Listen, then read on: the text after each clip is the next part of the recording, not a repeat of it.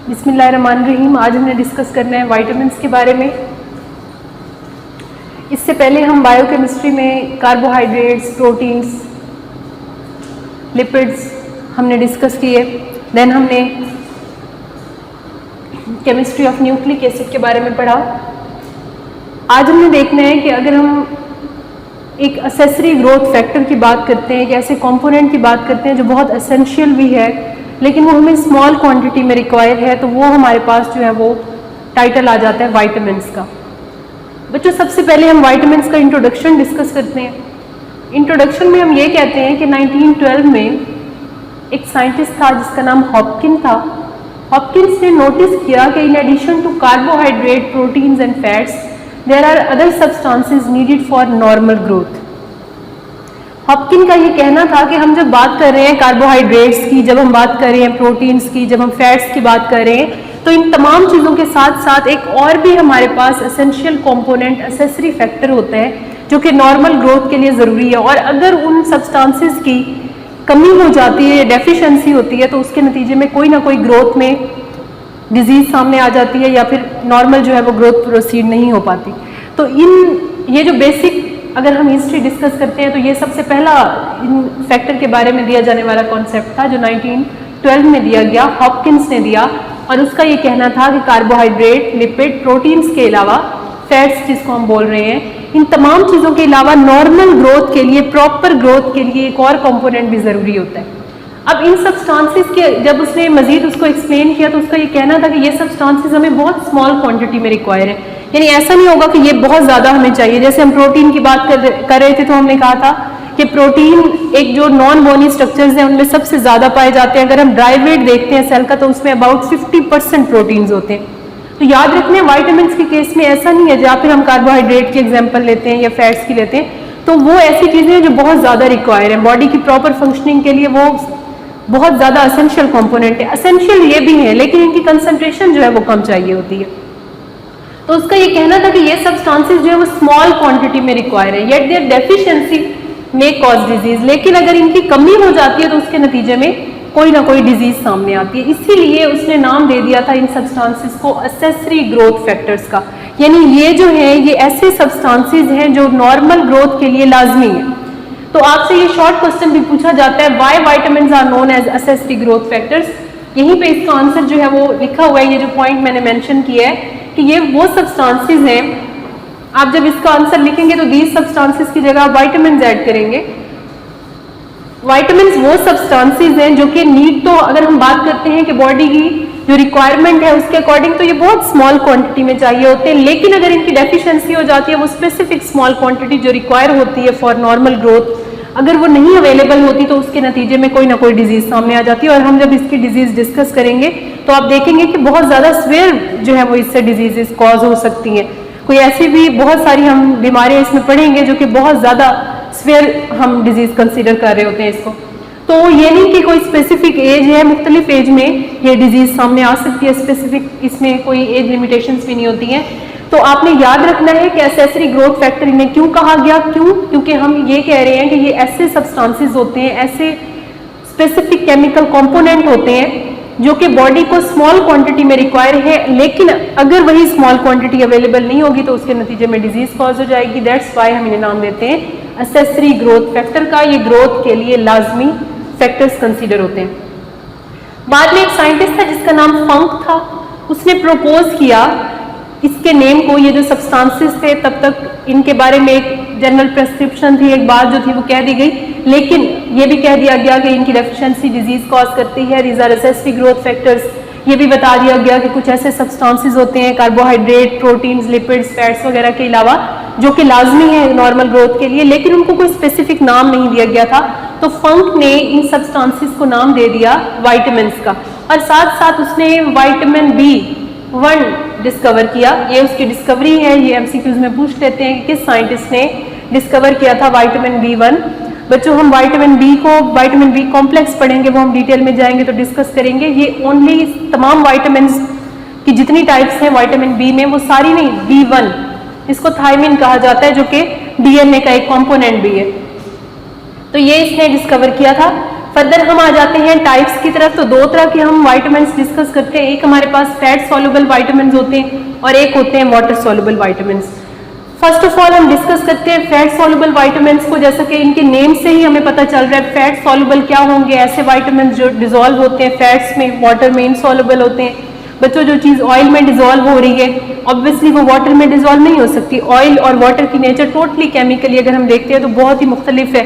Water हमारे पास एक polar solvent consider होता है, ऑयल जो होते हैं ये नॉन पोलर होते हैं, फैट्स जो हैं ये नॉन पोलर मटेरियल होते हैं। जो चीज़ें जैसा कि अगर हम बात कर रहे होते हैं कि हमारे पास मुख्तलिफ सब्सटेंसेस हैं, वाटर और ऑयल की अगर हम एग्जांपल ले लेते हैं या फिर हम ग्रीस की एग्जांपल ले लेते हैं, पेंट की एग्जांपल ले लेते हैं। पेंट पानी में हल नहीं होगा लेकिन वो ऑयल में डिसॉल्व हो जाएगा।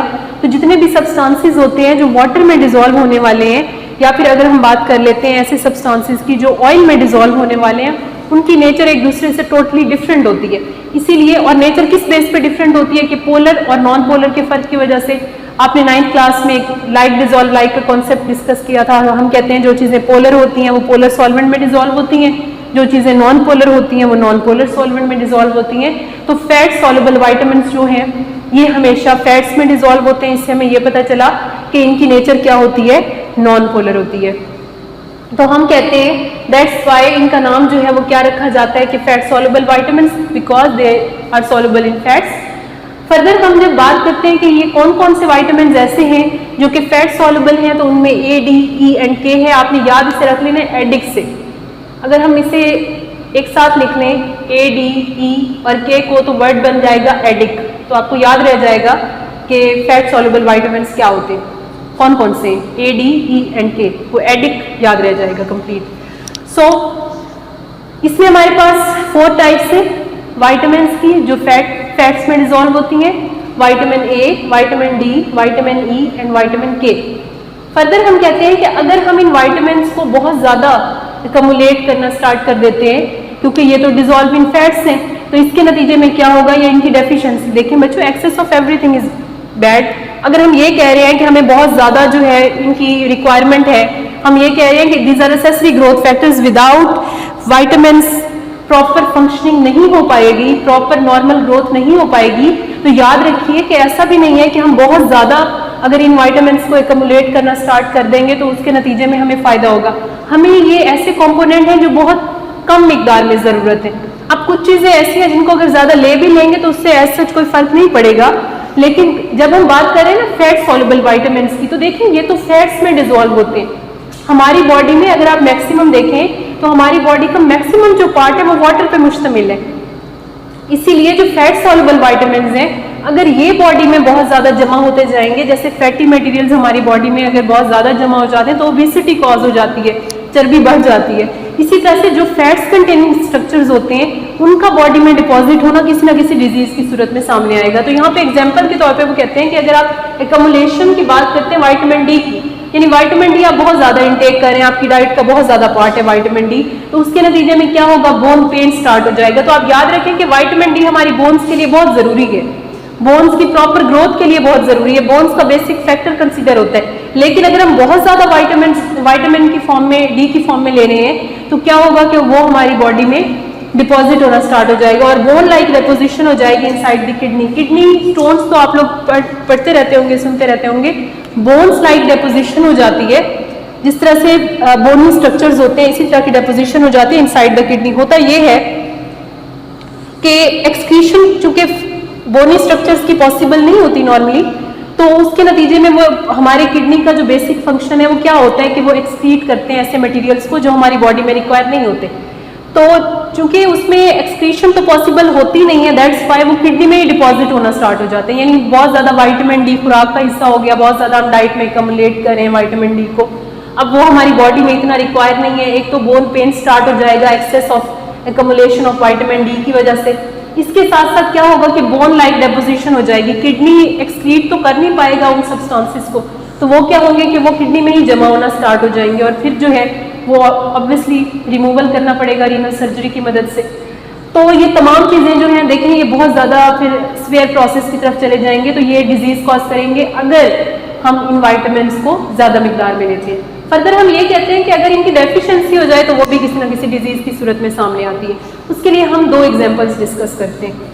पहली एग्जाम्पल हमारे पास विटामिन ए की है और अगली एग्जाम्पल हम विटामिन डी की पढ़ेंगे। सबसे पहले हम देखते हैं कि विटामिन ए के हमारे पास सोर्सेज कौन से हैं। आपको याद रखना है कि विटामिन ए और विटामिन डी ये दोनों हम फैट सॉल्युबल में डिस्कस कर रहे हैं। ये लॉन्ग क्वेश्चन में भी चूंकि इंक्लूडेड है तो आपने वहाँ क्वेश्चन में याद रखना है। ये हमारे पास विटामिन ए और विटामिन डी दोनों फैट सॉल्युबल में है। हम इनके सोर्सेज, यूजेस एंड डिजीज पढ़ रहे हैं। सबसे पहले विटामिन ए को डिस्कस करते हैं। विटामिन ए में हम ये कहते हैं कि इसकी सोर्सेज में डेयरी प्रोडक्ट्स हैं। डेयरी प्रोडक्ट्स में जितनी मिल्क कंटेनिंग प्रोडक्ट्स आ जाती हैं, एग हैं, इसके अलावा ऑयल, फैट्स, फिश वगैरह। इसके अलावा इनको हासिल किया जाता है बीटा कैरोटीन से, जो कि पाई जाती है ग्रीन वेजिटेबल्स में, गाजर वगैरह में और कलेजी में। यानी अगर हम विटामिन ए को हासिल करना चाहते हैं तो ये हमारे पास सोर्सेज हैं कि अगर हम डेयरी प्रोडक्ट इस्तेमाल करें, एग्स ले रहे हैं, हमारी डाइट का पार्ट है, ऑयल हमारी डाइट का पार्ट है, फैट्स हैं। ऑयल और फैट का डिफरेंस हम पढ़ चुके हैं। ऑयल हम ऑयली मटेरियल्स को ले लेते हैं, जैसे ऑलिव ऑयल हो गया, कुकिंग ऑयल हो गया। फैट्स में घी आ जाता है, बटर आ जाता है। फिश जो है ये भी विटामिन ए इसमें मौजूद होता है। अगर हम बात करते हैं ग्रीन वेजिटेबल्स की, ग्रीन वेजिटेबल में एक केमिकल कंपोनेंट होता है बीटा कैरोटीन। बीटा कैरोटीन के अंदर विटामिन ए होता है। इसके अलावा कैरेट, गाजरें हैं, लिवर, कलेजी वगैरह, इन चीज़ों से हम विटामिन ए हासिल कर सकते हैं।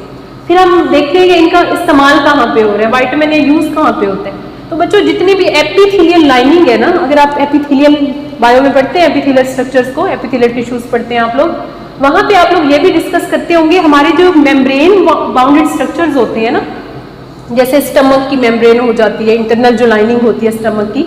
इसके अलावा जितने भी हमारे पास मेम्ब्रेन बाउंडेड स्ट्रक्चर है, जहाँ पे मेम्ब्रेन की बात आ रही होती है, वहाँ पे एपिथेलियल टिश्यू कहीं ना कहीं काम कर रहा होता है। तो maintenance of health of epithelium, हम जब मेंटेन करने की बात करते हैं कि हेल्थ ऑफ एपिथेलियम कैसे मेंटेन हो रही है, तो वो विटामिन ए की मदद से हो रही होती है। इसके अलावा ये retina's dark adaptation mechanism, retina's dark adaptation mechanism हम पढ़ते हैं कि जब कम रोशनी में हमारा रेटिना जो है हमें देखने के काबिल बनाता है, इसे कहा जाता है रेटिनाज डार्क एडॉप्टेशन मैकेनिज्म। कि अगर रोशनी कम भी है, जैसे रात के वक्त रोशनी कम होती है लेकिन फिर भी हम देख सकते हैं कम रोशनी में, उसे कहा जाएगा कि ये डार्क एडॉप्टेशन मैकेनिज्म है।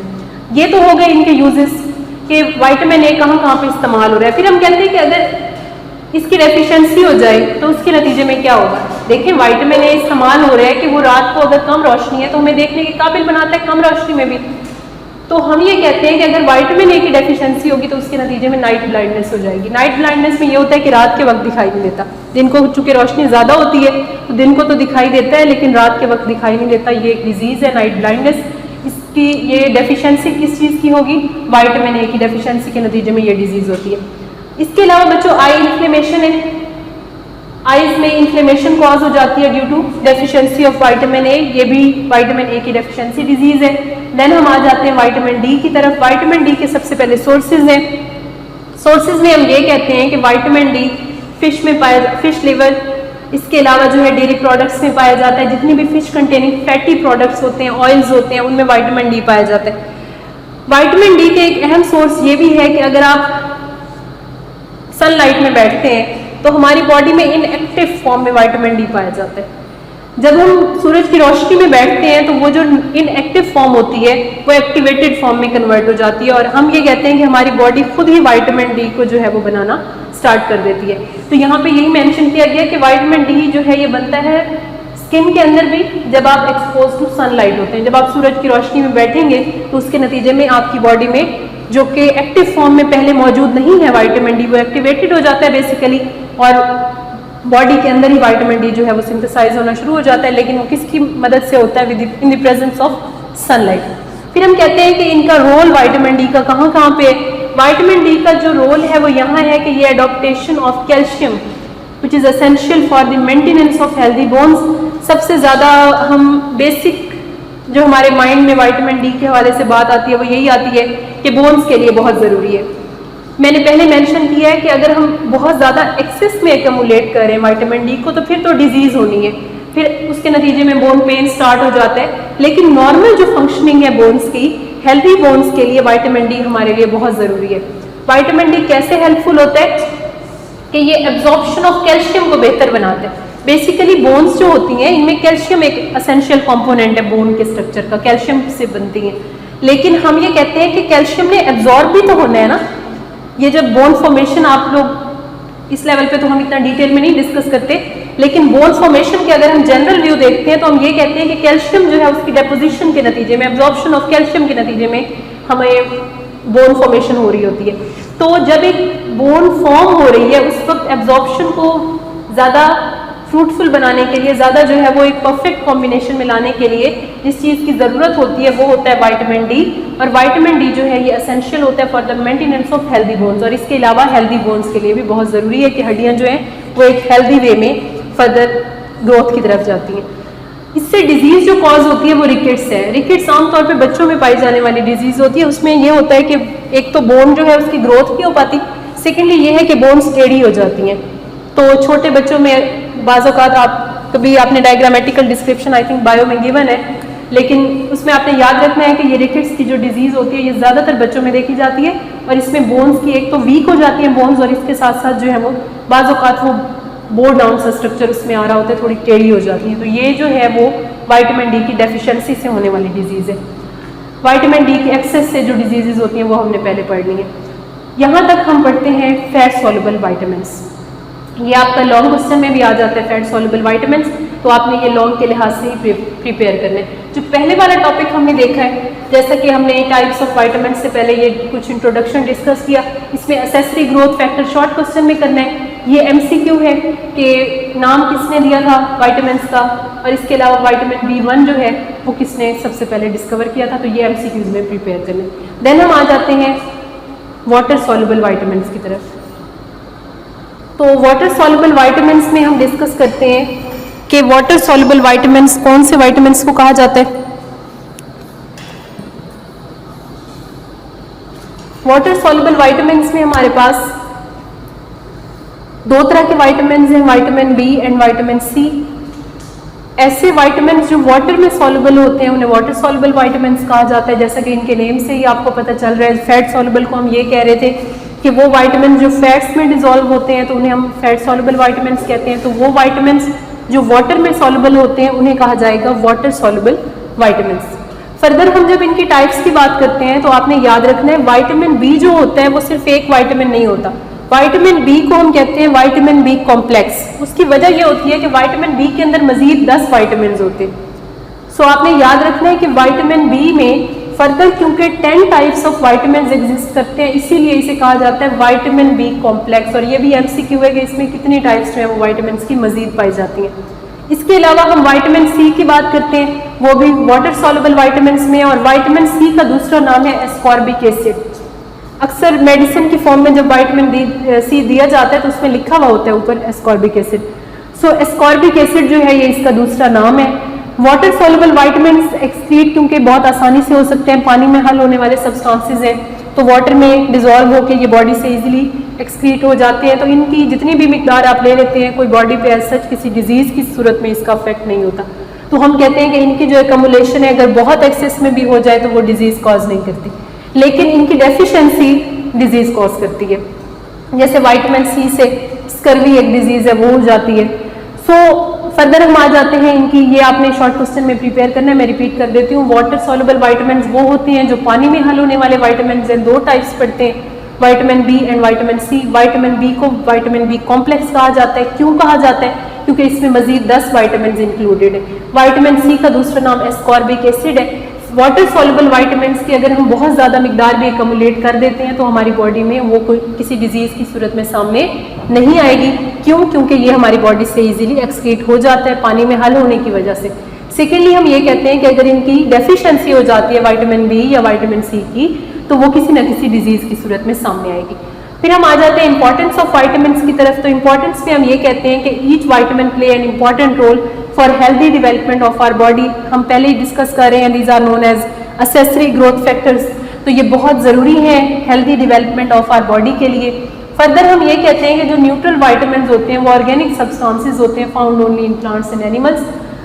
ऑर्गेनिक सब्सटेंसेस हैं, अगर हम केमिकल नेचर की बात करते हैं तो विटामिन्स जो हैं ये हमारे पास ऑर्गेनिक सब्सटेंसेस होते हैं। ऑर्गेनिक सब्सटेंसेस को अगर मैं एक बार आपको टॉपिक रिकॉल करवाऊं जिसमें आपको ऑर्गेनिक मटेरियल्स के बारे में बताया गया था, तो आपको याद आ जाएगा कि ऑर्गेनिक सब्सटेंसेस वो होते हैं जो या हाइड्रोकार्बन्स होते हैं या हाइड्रोकार्बन्स के डेरिवेटिव होते हैं। तो याद रखना है, these are also the compounds of carbon and hydrogen और देयर डेरिवेटिव्स। सो हम इन्हें कहते हैं कि ये हमें या तो प्लांट से हासिल होते हैं या एनिमल से। हमारी अपनी जो बॉडी है उसमें ये एबिलिटी नहीं है कि वो वाइटामिन को खुद सिंथेसाइज कर सके, इसीलिए हमें हर सूरत वाइटामिन अपनी डाइट में रखने होते हैं। या तो वो हम कोई ऐसी चीज़ खा लें, जैसे हमने सोर्सेज डिस्कस किए फैट सॉल्युबल वाइटामिन के, तो हमने कहा वो हमें एग्स से हासिल हो रहे हैं, वो हमें वेजिटेबल्स से हासिल हो रहे हैं, वो हमें फिश से हासिल हो रहे हैं, मुख्तलिफ हम उनकी जो है वो सोर्सेज पढ़ते हैं। तो या तो हम वो चीज़ें इस्तेमाल करें जिनमें वाइटामिन मौजूद है, ताकि हमारी जो एक रिक्वायरमेंट है वाइटामिन की वो पूरी रहे। अगर वो डाइट में शामिल नहीं है, सप्लीमेंट जो हम नॉर्मली डाइट ले रहे हैं उसमें वो वाइटामिन शामिल नहीं है जो हमारी नॉर्मल ग्रोथ के लिए रिक्वायर है, तो फिर हम सप्लीमेंट की फॉर्म में, यानी हम मेडिसिन की फॉर्म में एक सप्लीमेंट मिलते हैं हर वाइटामिन के, जैसे कि वाइटामिन ए बी सी, जितने भी हम वाइटामिन की टाइप डिस्कस करते हैं ई तक वो और के तक, तो वो तमाम जो टाइप्स हैं वो तमाम सप्लीमेंट की फॉर्म में इजीली मेडिकल स्टोर्स पे अवेलेबल होती हैं। अगर हम डाइट में वो तमाम चीज़ें इस्तेमाल नहीं कर पा रहे हैं जिनमें वाइटामिन मौजूद है, तो हम वो सप्लीमेंट जो है वो ले सकते हैं। लेकिन एक चीज़ याद रखनी है कि हम इन्हें जस्ट जैसे मेडिसिन आप लेते हैं तो हम किसी कोई एक स्पेसिफिक टाइम होता है कि मॉर्निंग में ले लेते हैं, फिर दिन में बाज़-औक़ात ले लेते हैं, तो ज़रूरी नहीं हो हमें डॉक्टर जो है वो इस चीज़ के लिए प्रेस्क्राइब ये करते हैं कि आपने खाने के साथ मस लेनी है। कुछ मेडिसिन ऐसी होती हैं जो कही जाती हैं, लेकिन आपने याद रखना है कि ये हमारे लिए बहुत ज़्यादा असेंशियल रिक्वायरमेंट है। लेकिन क्योंकि इन्होंने नॉर्मल ग्रोथ करवानी है, these are necessary for the normal growth, लेकिन आपने याद रखना है कि इन्हें जब भी लिया जाता है इन्हें खाने के साथ लिया जाता है, क्योंकि ये अगर अकेले आप ले रहे हैं, एक सप्लीमेंट आपने ले लिया, अभी आपने खाना जो है उसमें गैप है, तो ये हमारी बॉडी इसको मेटाबोलाइज नहीं कर सकती, हमारी बॉडी इसको डाइजेस्ट नहीं कर सकती। सो इसमें लास्ट पॉइंट में यही बात मेंशन की गई है कि vitamins can not be assimilated without food. अगर आप बगैर कोई चीज़ खाए या खाने के अलावा आप इसे ले रहे हैं तो आपकी बॉडी उसे असिमिलेट नहीं कर पाएगी। That's why it is suggested that they must be taken with meal, कि आप जब भी इस सप्लीमेंट को ले रहे हैं तो हमेशा खाने के साथ लें। और इसके साथ एक एडवांटेज ये भी होगा कि अगर आप वाइटामिन के कोई सप्लीमेंट खाने के साथ ले रहे हैं तो आपका मेटाबॉलिज्म बेहतर हो जाएगा, क्योंकि बहुत सारी फंक्शनिंग में नॉर्मल ग्रोथ के साथ साथ वाइटामिन जो है वो बॉडी का मेटाबॉलिज्म भी रेगुलेट करते हैं, तो मेटाबॉलिज्म जो है वो बेहतर हो जाएगा। इसीलिए हमेशा जो है ये खाने के साथ लेने चाहिए। सो ये इंपॉर्टेंस के कुछ पॉइंट्स हैं, उनमें सबसे पहले हमने ये कहा कि ये नॉर्मल ग्रोथ के लिए बहुत ज़रूरी है। फिर हमने ये कहा कि ये ऑर्गेनिक के नेचर होते हैं, पौधों में पाए जाते हैं, जानवरों में पाए जाते हैं, हमारी बॉडी इसे खुद सिंथेसाइज नहीं कर सकती, इसीलिए हमने या तो वो चीज़ें लेनी है जिनमें ये मौजूद है, या तो वो डाइट हमारी डेली रूटीन में होनी चाहिए जिनमें ये वाइटामिन्स मौजूद है। अगर हम ऐसी डाइट नहीं फॉलो कर रहे तो फिर हम वो डाइटरी सप्लीमेंट ले सकते हैं वाइटामिन्स के, जो कि हमारी नॉर्मल ग्रोथ के लिए बहुत असेंशियल है। इसके साथ साथ हमने ये कहा कि ये वाइटामिन्स जो हैं अगर हम विदाउट फूड ले रहे हैं तो वो हमारी बॉडी उसको एसिमिलेट नहीं कर सकती, इसीलिए ज़रूरी होता है, बेहतर सजेशन ये होती है कि हम उसे खाने के साथ ही लें। उससे हमें एक और एडवांटेज ये मिलेगा कि हमारी बॉडी का जो मेटाबॉलिज्म लेवल होगा वो बेहतर हो जाएगा, मेटाबॉलिक रेट जो है वो रेगुलेट हो जाएगा। यहाँ तक आपने प्रिपेयर करना है, देन हम नेक्स्ट लेक्चर में इसकी एक्सरसाइज डिस्कस करेंगे।